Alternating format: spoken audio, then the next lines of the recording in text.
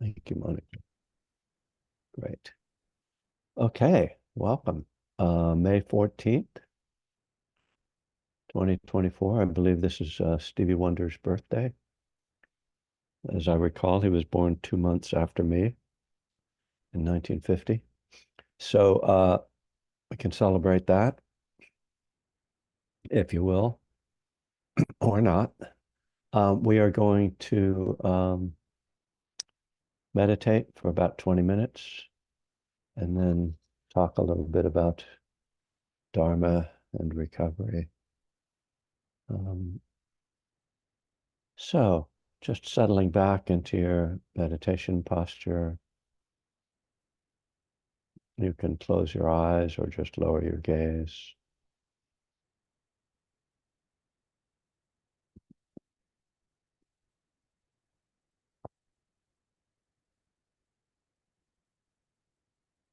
And just beginning first by feeling how you're holding your body.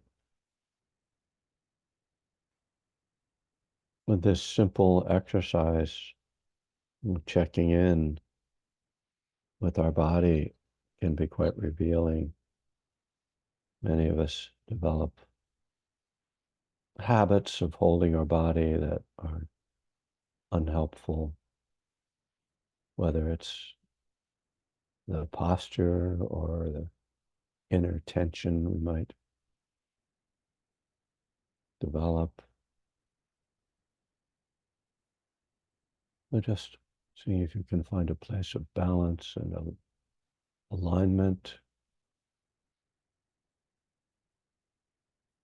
The body soft, releasing any tension, any stress, letting the breath move through the body easily.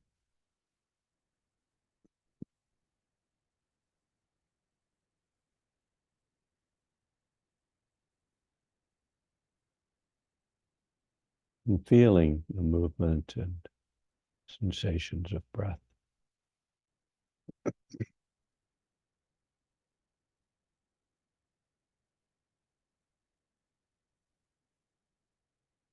You can focus on the breath at the nostrils, the touch of air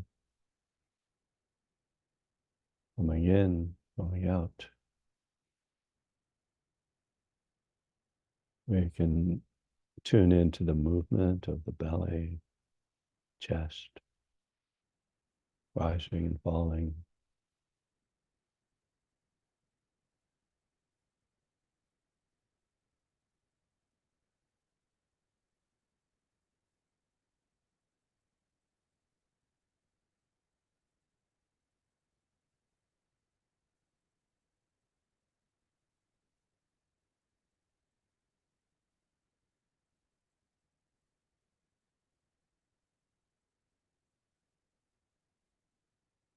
Well, the breath has a natural calming quality when we use it as our focus. We're letting that quality of ease with the breath bring an internal settling.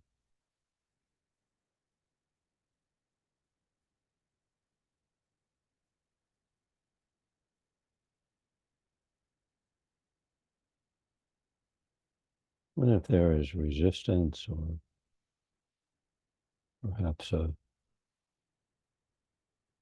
stream of thoughts coming through, we just have a sense of allowing, of accepting. We aren't trying to create a special experience. Sometimes our meditation is calm and pleasant, others may be agitated, busy, but we sit through whatever arises. The more we can become at peace with the flows of experience, pleasant or unpleasant or neutral, the more we can be more generally at ease, have a sense of equanimity even in the storms of body and mind.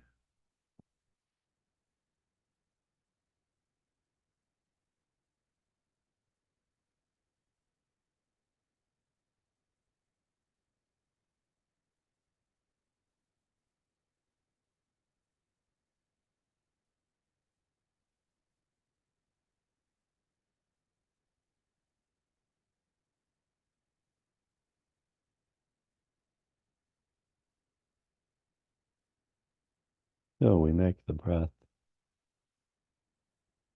our focus, and then when we realize the mind has wandered, we gently come back.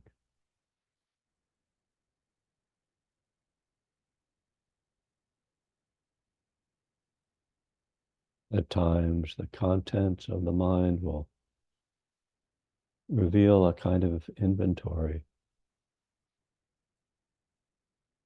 We'll remember something, or something will come up that we'll realize needs to be addressed. Perhaps not now, but later, or sometimes something that needs to be addressed now. And if we can maintain some attention on the breath, then we can sometimes process something internally and then let it go.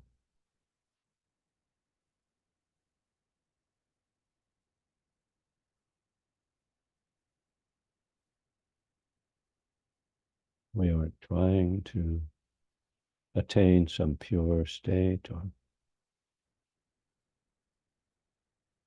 emptiness.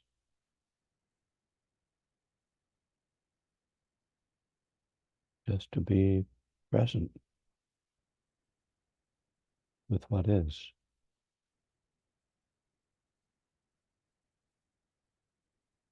to not be in conflict with our own heart and mind.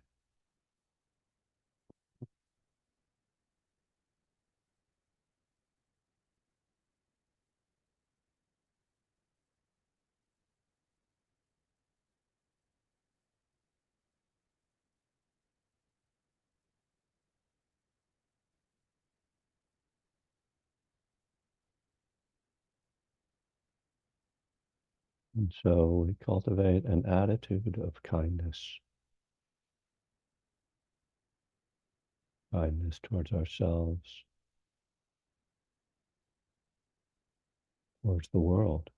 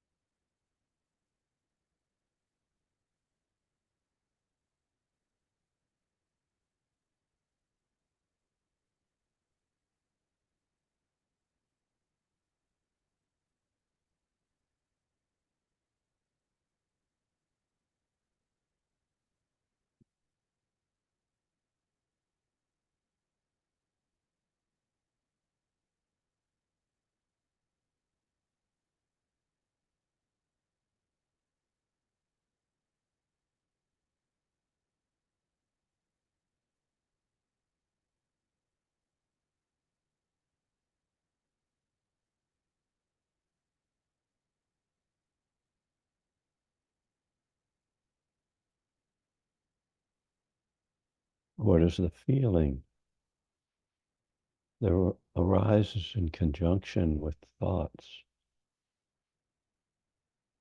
You feel the addictive quality of thinking, the compulsive energy,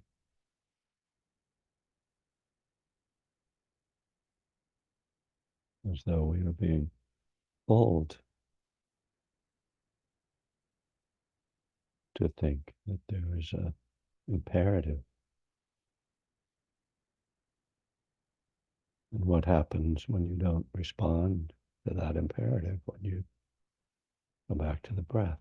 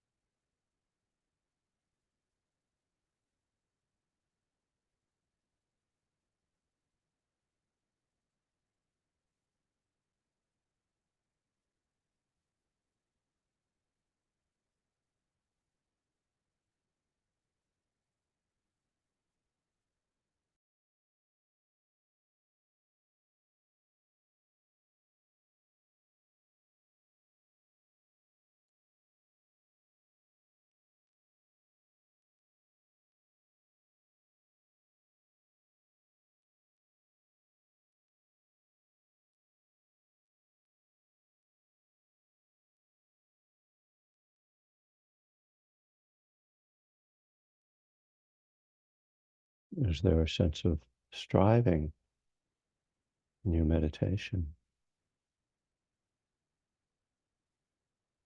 grasping after some experience, perhaps something you have experienced in the past or something you read about or thought about, losing contact with the present moment and projecting out into the future?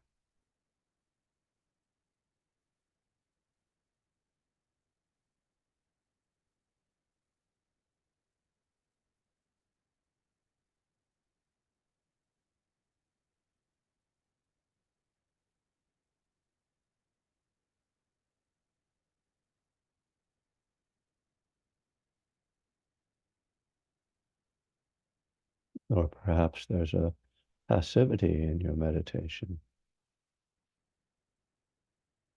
in the effort to let go, tipping over into a kind of dullness, just sitting semi-conscious.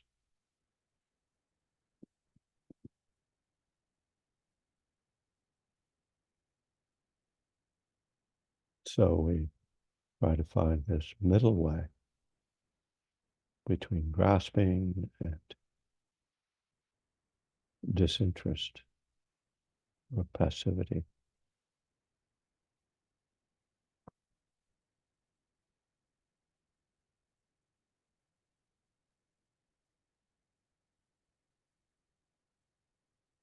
awake and alert without expectations, without the effort to control, interested, engaged.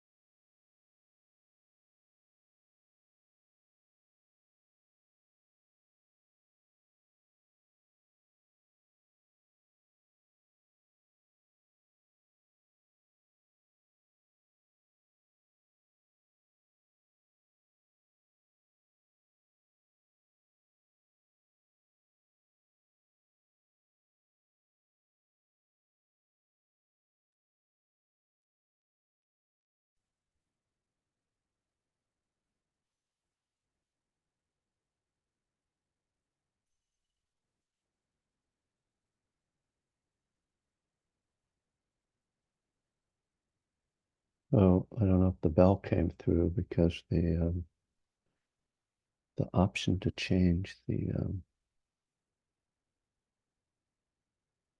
input on the microphone is not where it used to be. So looks like the interface has changed. So the meditation is over, in case you are wondering. Interesting. Uh, don't know where that went. If anybody discovers it, I'm looking at the more. Huh.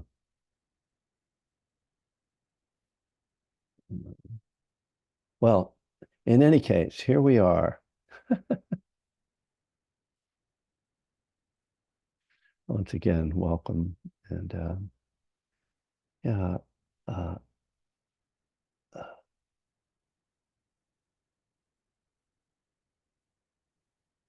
like, coming out of a retreat, um, a couple of reflections. One thing that can easily happen with the meditation retreat is that we start to have experiences that are very powerful and beautiful, um, and besides getting attached to them, which of course is an issue, we can start to think that that's the goal of our practice. And I think it's very, very seductive. Um, even the way meditation instructions are given,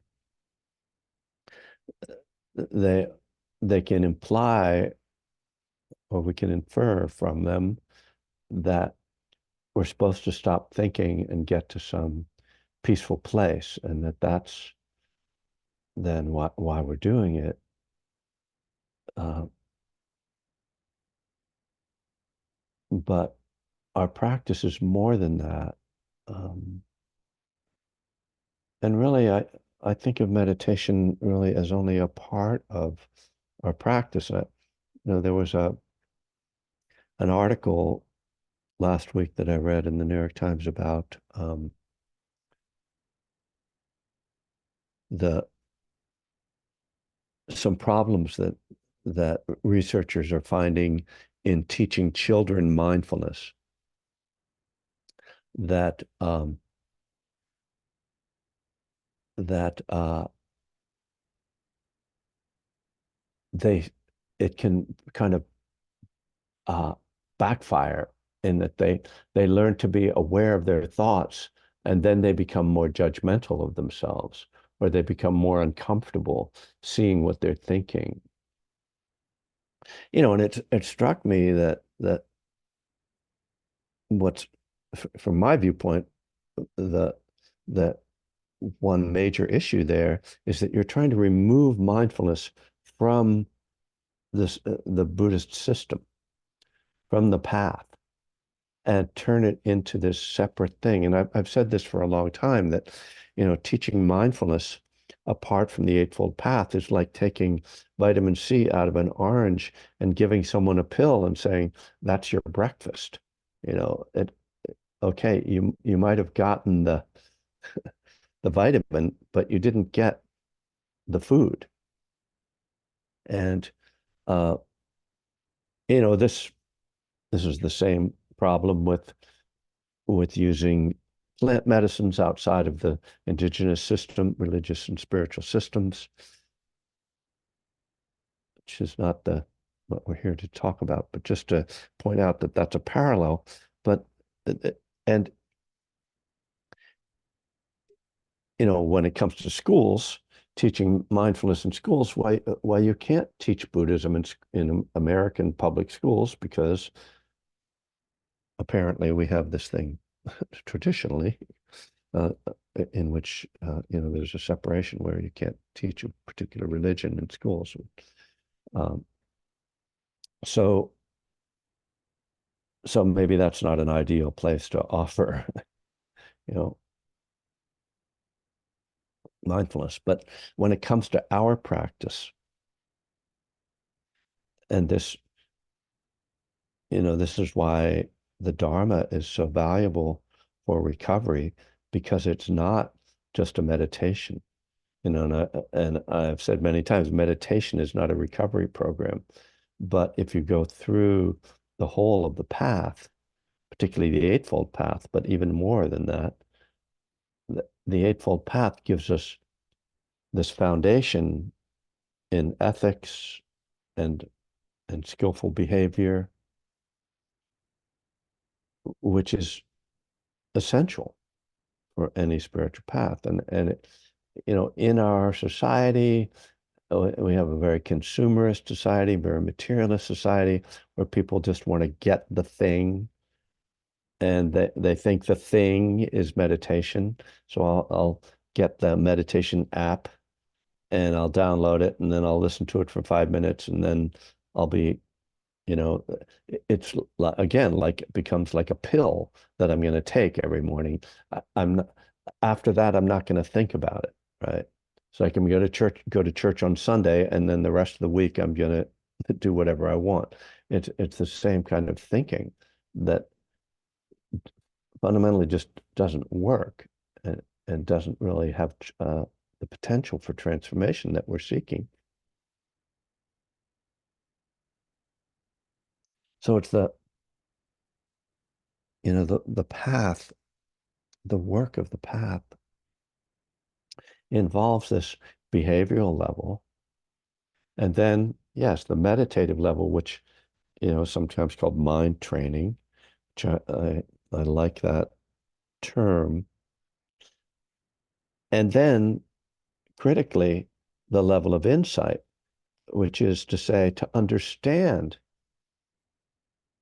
reality, to understand our lives, to understand the human experience through this lens, this different lens that isn't about being comfortable. It isn't about having power or control. It isn't about acquiring anything. It's about finding freedom, which it turns out comes through what seems somewhat counterintuitive, which is through letting go, through seeing how everything is changing and we can't cling to it, which is why we let go. Through seeing the futility of our ordinary ways of chasing happiness. So this is seeing suffering and the cause of suffering, seeing that our ordinary way of being, our grasping, our efforts at control, end up creating more problems, creating more suffering. And so we have this system, right? It's ethics, mind training, and insight, wisdom. And we need the whole of that for the potential to be realized that this path offers. And again, I know when I came to Buddhism, I thought I'm going to meditate and that's going to transform me. And there can be very powerful experiences. So that and sometimes people become convinced that they've been transformed through a meditative experience. And those are the most dangerous people you can meet, frankly, because they become gurus and who are misguided. I'm sorry. I might be overgeneralizing, but we've kind of encountered this, particularly in the 80s, 70s and 80s. There was a lot of this going around. And someone has a not an experience of emptiness and they think that they understand it now, and that when you see through duality and you see into oneness, you can come to believe that karma no longer impacts you, and that everything you do, because it's empty, none of it can cause harm. And so what has happened at times is that people have had this experience, and what's really happened is that their ego took hold of the experience. And we do this in our own little ways, those of us who don't have these mind-blowing experiences. But the ego takes hold of the experience and then starts to think that the I is now this special being. And it's very dangerous. This is spiritual materialism. And so so to come back to, more our uh, situation, and particularly with recovery, we can see how the ego can take control of our recovery, and we can start to think, oh, I'm this person, I've got 12 sponsees, and I'm the secretary of this meeting, and I'm, a really important person. I'm on the GSR and the BSR, whatever, and you know, I've solved this problem, and now I'm gonna, help the rest of the world to solve their problem, and all of a sudden we're really just hanging out there, but with you know not realizing that our recovery is actually hanging by a thread, because the only thing that's keeping us sober is that we're not drinking and using, but we're sort of still walking the walk, or in some way, or going to meetings, etc. But the ego takes over, and that's whether we relapse or not. Um, First of all, we become very annoying, and we all know those people in meetings who think that they have the answer, and they are happy to tell it to us every time, every opportunity. And you know, the sponsorship becomes an ego trip.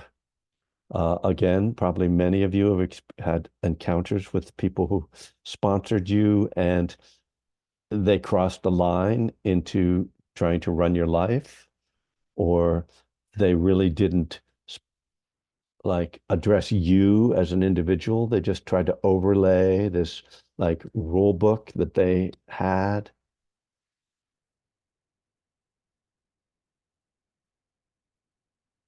So there's this, in a sense, it's I mean, an aspect of this, particularly this realm, is this sort of mechanization of spiritual practice. So the way this happens in Buddhism and in meditation is that people become very attached to the meditation forms, like the techniques. Again, as if like they can control the experience, and that when they get their mind quiet, now they are winning. Now they're doing it right. Now they're good meditators. So there are these, uh, all these traps, these hidden traps that can appear on the spiritual path, that we have to, it takes a lot of care and humility and willingness to keep questioning, to stay on the path. I talk a lot about the Thai forest tradition, and I'm very drawn to that.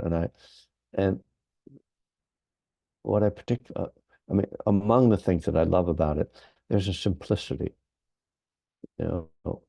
that's not not sort of making lofty promises, not giving you this system that you have to follow that will then result in some special thing that they claim will happen. But it's just really bringing us back to these simple ideas of, you know, ethical, wholesome behavior, you know, right view, the Four Noble Truths, you know, seeing suffering, seeing the cause of suffering.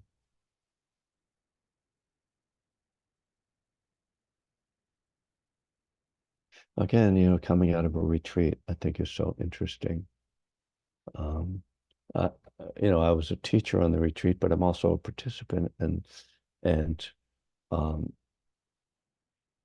the last sitting we did, that Masara led, you know, I found very powerful, and I had a very deep meditation, and it was delightful. And then I drove down off the mountain, which is like, you know, very perfect metaphor for the experience, down into the Los Angeles basin, and coming out of these mountains with this pure, clear air. And you see the haze hanging over the Los Angeles basin. And it just is like the perfect, oh, I'm going back into the haze, you know. It's not purple haze per se, but has a tinge of that. And then, you know, then I spent the rest of the day with family there, uh, my nephew and his family, and uh, the people that you know, that I'm just who are very dear to me, and my wife was there, um, and there's a crash, right? And this is very interesting, like what you do with the crash, right? Because it's, you know, you're up on the mountain and you're on this in this very intensive but very controlled experience. And then all of a sudden you're banging up against the reality of traffic and family, and then along with that comes this physical uh, crash of physical exhaustion. And it's very easy right in that moment for the mind to turn with it and to be like, oh, well, you know, whatever, you know, you can buy, whether it's just the feeling of depletion or whether there's a story that you, oh, well, geez, you know, it can seem like, well, the retreat was just an illusion, you know, because that wasn't real. This is real. It's like, no, the retreat was real and this is real and they're different. And they present different challenges. It's very challenging to be on retreat, but it's also very challenging to live our lives, our daily lives. But there's this feeling of that sort of magic is gone, and then, oh, it can, there can be this kind of backlash. You know, early in my practice, not early in my practice, but uh, some some time ago, decades, thankfully. You know, I came home from retreat and just immediately got into a fight with my girlfriend, who was now my wife. And uh, because, you know, I wanted to stay up there, you know, and I it's that the the dance of, okay, you're not there anymore. You're here now, back in this ordinary life. And can you move between them?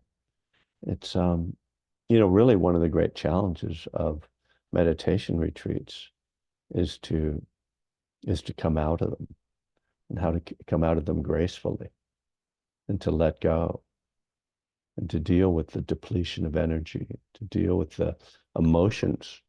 As, you know, we're very opened up, and you know, we go walk back into a world where ordinarily we're not so opened up, and so all of a sudden we're feeling more than we used to feeling. Well, I have totally rambled off. If I had a theme, I don't know what it was. It's something about the retreat is over and I'm tired.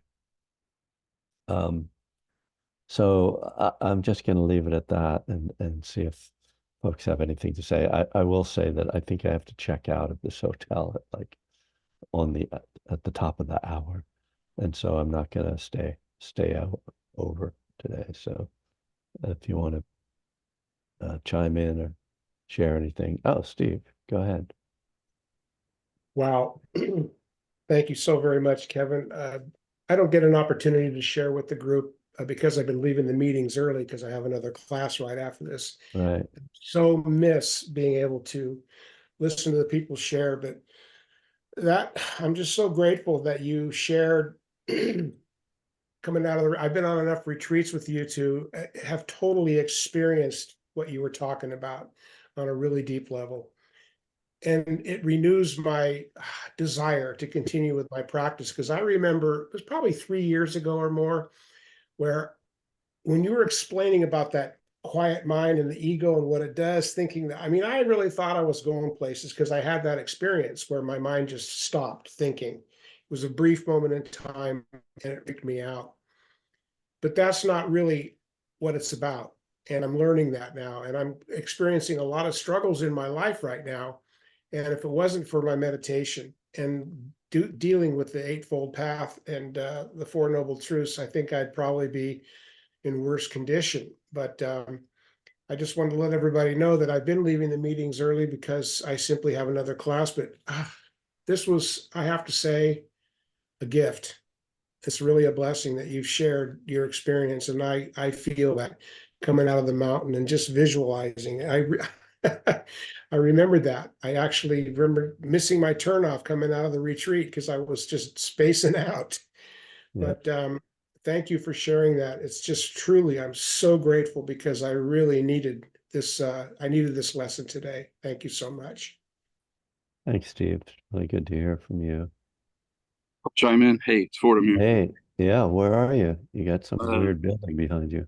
yeah, don't feel sorry for me. I'm sitting in the jacuzzi after a gig last night, Oh, I waking up. see. Okay. But thank you for your words, man, because, I guess that was in the spring in March, I got in a big argument with my girlfriend coming home. So thanks for the ramble, right? And the more we do this, the more we go out there and exercise that mindfulness muscle in the context of, Shila and Prajna, Pana, we start to, just it was just so consoling. Almost like you need this like a session like this a couple days after. Let's check in, see where you're at, Yeah, right? Thank you for yeah. this today, Kevin. I mean, it's just really completing the. And I was actually sitting with another in the MMTCP that I'm doing. She was talking about the halfway point, and it was so beautiful your analogy of the being up in the mountains because I came in back into LA too, and it was like, oh my god, I can see the worldly beings fog. Yeah, Too. yeah. But she was talking about how the end of the retreat is really the top of the mountain.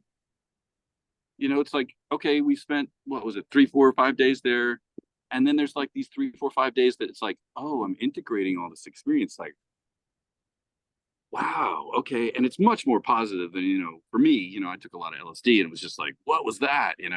This is Yeah. much more on the positive side. So I really appreciated your, comments about taking mindfulness out or plant medicines out of the whole experience. It's like, no, this is all valid. And thanks for the meditation today, man. I just needed to touch base and thanks for guiding it. And thanks for the retreat. It was wonderful. And the altitude was a little challenging for me. I'm in Colorado, man. Yeah, I don't understand. How could that be hard for you?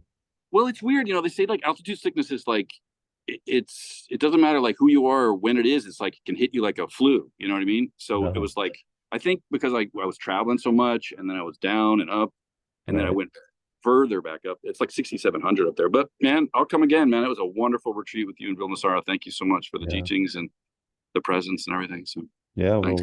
we're going to be there. Well, you heard that. Right. In Memorial Day next Memorial year. Day next year. Yeah. Yeah. Cool. Yeah, and you're reminding me like, one of the things that I meant to talk about, and I guess I talked about it, but just to come back on it again, the difference between an experience and an insight, Mm, and the experiences are lovely, but they pass. You hold on to your insights. It's not clinging. You try to, Yeah. in the Metta Sutta, it says one should sustain this recollection. Yeah.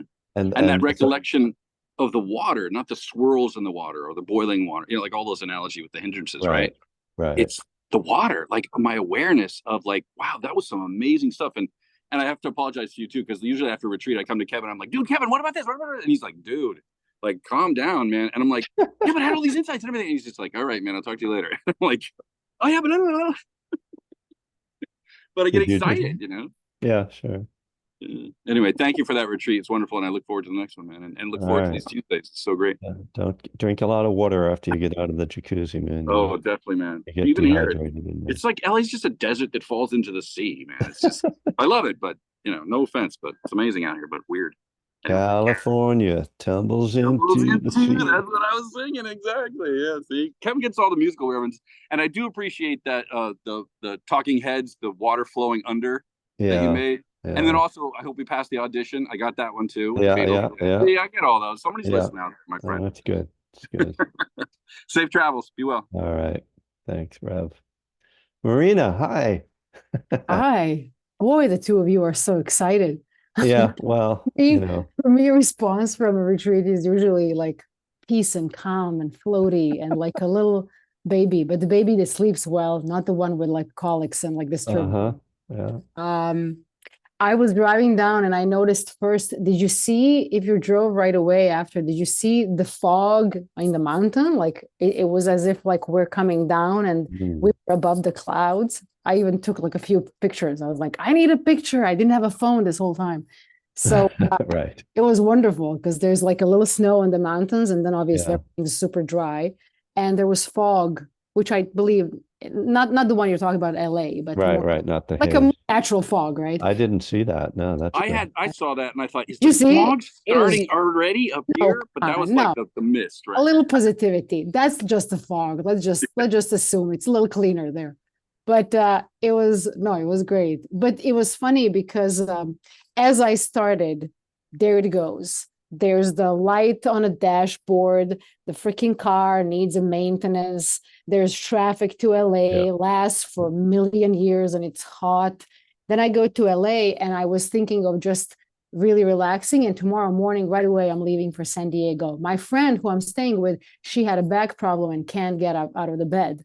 So I basically stay in LA until last night and I take care of her and her daughter and her dog and my dog and everybody. Wow.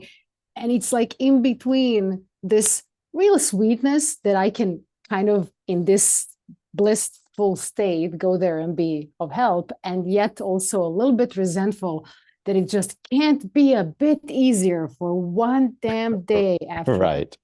It's like, are you serious?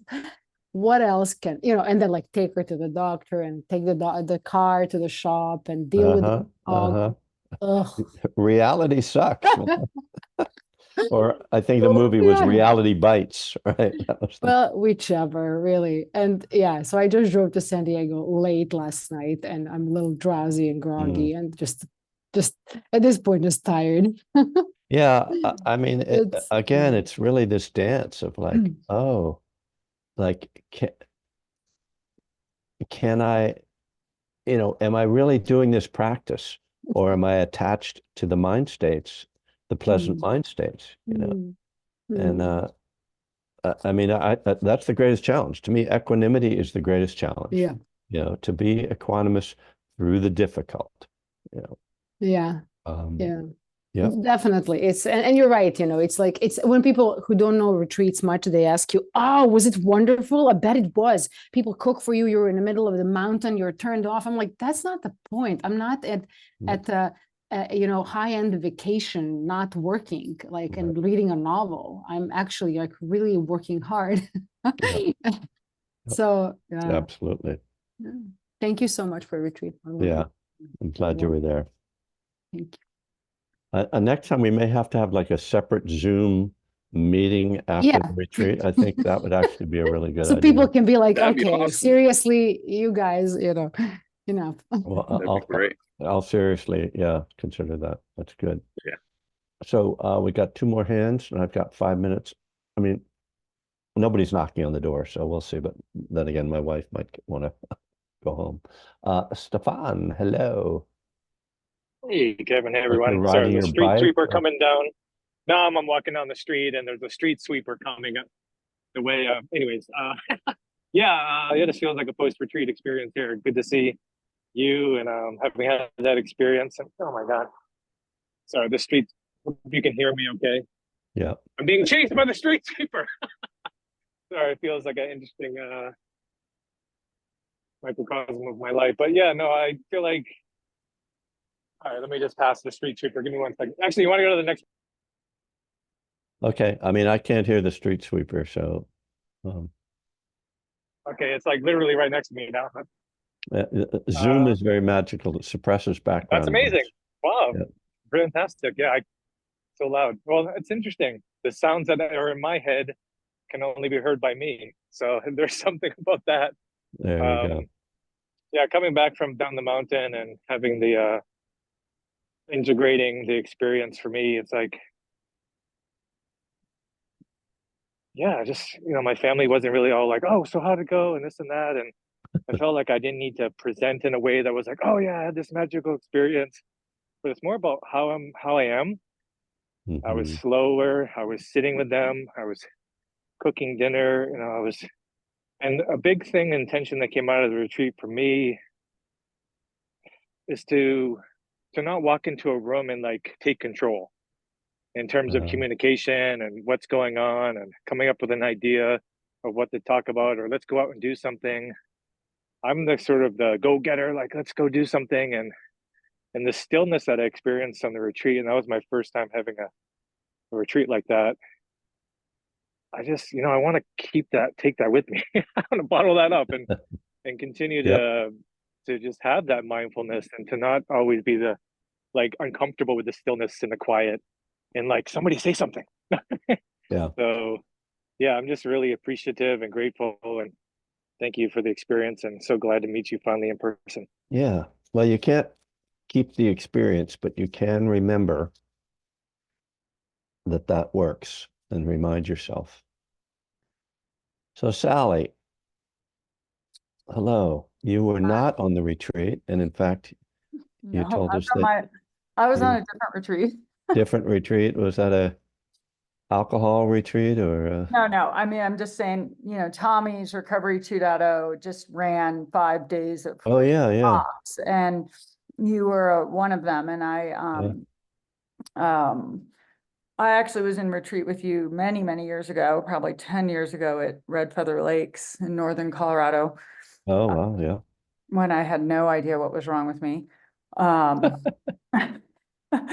But anyway, I just, in your talk, while there are many paths to recovery, my own intuitive voice kind of rebukes the whole dualistic belief that there is this true self that I'm going to be able to find. And what you spoke of today, like that, and how sneaky the ego is, and people getting attached to the seeking of that as if they're going to arrive at this place where as long as I can get to that true self, then I'll be okay. And Yeah.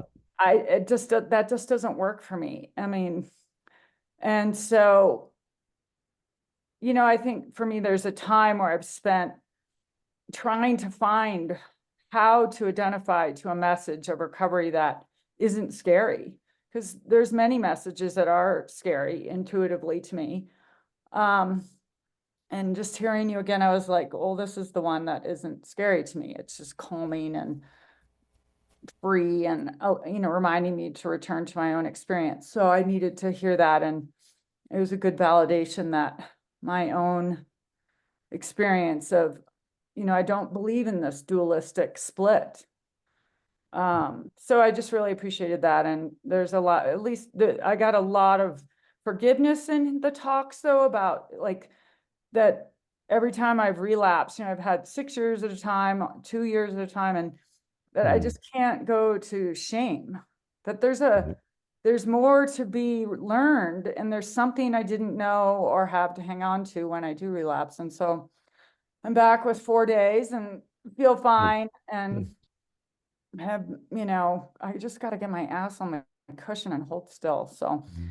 which is very challenging, obviously, when you're. Are you going to meetings or doing any kind of program? Well, I'm going to a lot of online meetings because I'm experiencing that if I go to an AA meeting, although I love the community, I need that in-person community, I will get so angry. And just like you say, like I'm all grounded and centered when I'm all by myself. Mhm. And the minute I have to, deal and Right. have, I think a lot of my fear of human beings and inability to manage my nervous system around people is Mhm. starting to come up. And Uh-huh. so like I get in a room and I just get, especially because I had such a pleasant father towards men. And I'm like, that's not okay. I can't like have those crappy boundaries. So I'm just trying to work through a lot of that. And so anyway, thanks for Yeah. letting me share. Yeah, it's good to hear from you. Keep coming to this group, and hope we'll see you again. All right. Well, my advice is keep coming back. Don't drink or use no matter what. My advice for everyone. And um, look for the joy.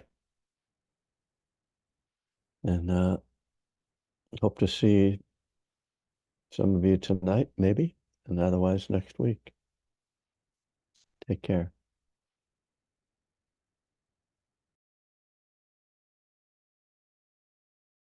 Hi, Kevin. Thank you. Bye, everybody.